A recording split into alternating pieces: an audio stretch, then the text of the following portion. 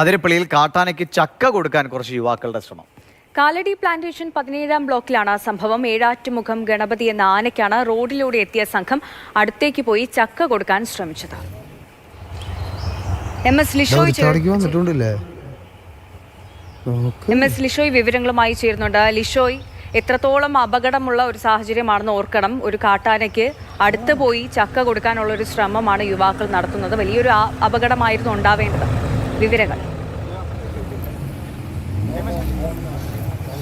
അതായത് നിരന്തരമായി കാട്ടാനകൾ എണ്ണപ്പന മറിച്ചിടുകയും ഗതാഗത തടസ്സം സൃഷ്ടിക്കുകയും ആളുകൾക്ക് നേരെ പാഞ്ഞെടുക്കുകയും ഒക്കെ നടക്കുന്ന ഈ കാലണ്ടി പ്ലാന്റേഷൻ മേഖലയിലാണ് ഈ സംഭവം ഉണ്ടായിരിക്കുന്നത്. ഈ മേഖലയിലൂടെ പോകുമ്പോൾ വനം വകുപ്പ് പ്രത്യേകം നിർദ്ദേശം നൽകിയിട്ടുണ്ട്. വാഹനങ്ങൾ നിർത്തരുത്, വന്യമൃഗങ്ങൾക്ക് യാതൊരു വിധത്തിലും വന്യമൃഗങ്ങൾക്ക് പ്രകോപനം ഉണ്ടാക്കരുത് എന്നുൾപ്പെടെയുള്ള കാര്യങ്ങൾ അവിടെ എഴുതി വെച്ചിട്ടുമുണ്ട്. അങ്ങനെ ചെയ്യുകയാണെങ്കിൽ അവർക്കെതിരെ കർശനമായ നിയമ നടപടി എടുക്കും എന്നുള്ള കാര്യവും പലയിടങ്ങളിലായി ബോർഡുകൾ വനം വകുപ്പ് വെച്ചിട്ടുമുണ്ട്.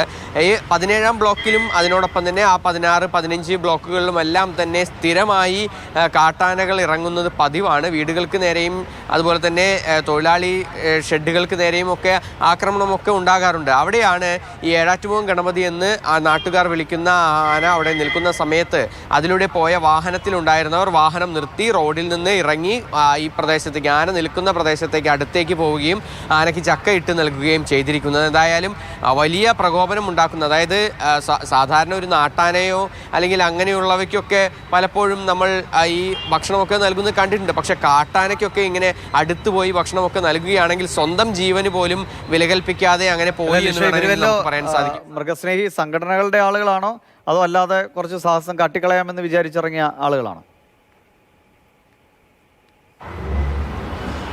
ഇല്ല, ഈ മൃഗസ്നേഹി സംഘടനകളുടെ ആളുകളാണെങ്കിൽ പോലും ഇത് നിയമവിരുദ്ധമാണ്. പക്ഷേ ഇതിപ്പോൾ അങ്ങനെയല്ലെന്നാണ് നാട്ടുകാർ പറയുന്നത്. ഇവർ മദ്യലഹരിയിലായിരുന്നു എന്നുള്ള ഒരു സൂചനകളാണ് നാട്ടുകാർ പറയുന്നത്. നാട്ടുകാർ പറയുന്നത് മദ്യലഹരിയിലായിരുന്നു എന്നുള്ളതാണ്. പക്ഷെ നമുക്കത് എന്തായാലും ഉറപ്പിക്കാൻ കഴിയില്ല. കാരണം അത് പരിശോധനകളൊക്കെ നടത്തിയാലാണ് അറിയുക. എന്തായാലും അങ്ങനെയാണ് എന്നുള്ളതാണ് പറയുന്നത്. നേരത്തെയും സമാനമായ രീതിയിൽ ഈ പ്രദേശത്തൊക്കെ ഈ തമിഴ്നാട്ടിൽ നിന്നൊക്കെ വരുന്ന തമിഴ്നാട്ടിൽ നിന്നൊക്കെ വരുന്ന ടൂറിസ്റ്റുകൾ ഇങ്ങനെ ഈ റോഡിലൊക്കെ ഇറങ്ങി അവിടെ നിന്ന് ആനകൾക്കൊക്കെ, കാട്ടാനകൾക്കൊക്കെ ഭക്ഷണം കൊടുക്കാനായി പോവുകയും ആന ഓടിപ്പിച്ച സംഭവങ്ങളൊക്കെ ഉണ്ടായിട്ടുണ്ട്. അങ്ങനെ ഉണ്ടായവരെ എല്ലാം തന്നെ വനം വകുപ്പിൻ്റെ കേസ് എടുക്കുകയും പിന്നീട് അവർക്കെതിരെ നടപടി എടുക്കുകയും ചെയ്തിട്ടുണ്ട്. സമാനമായ രീതിയിൽ ഈ സംഭവത്തിലും വനം വകുപ്പ് കേസെടുക്കുമെന്നുള്ളത് തന്നെയാണ് വനം വകുപ്പ് ഉദ്യോഗസ്ഥർ ഇതാരാണെന്നുൾപ്പെടെയുള്ള കാര്യങ്ങളൊക്കെ തന്നെ അന്വേഷിക്കാനായി ആരംഭിച്ചിട്ടുണ്ടെന്നാണ് നമുക്ക് മനസ്സിലാക്കാൻ സാധിക്കുന്നത്. ശരി, അപകടങ്ങൾ അങ്ങോട്ട് പോയി ഏറ്റുവാങ്ങാൻ ഉള്ള ശ്രമം നടത്തുന്ന കുറച്ചു പേരെയാണ് കണ്ടത്.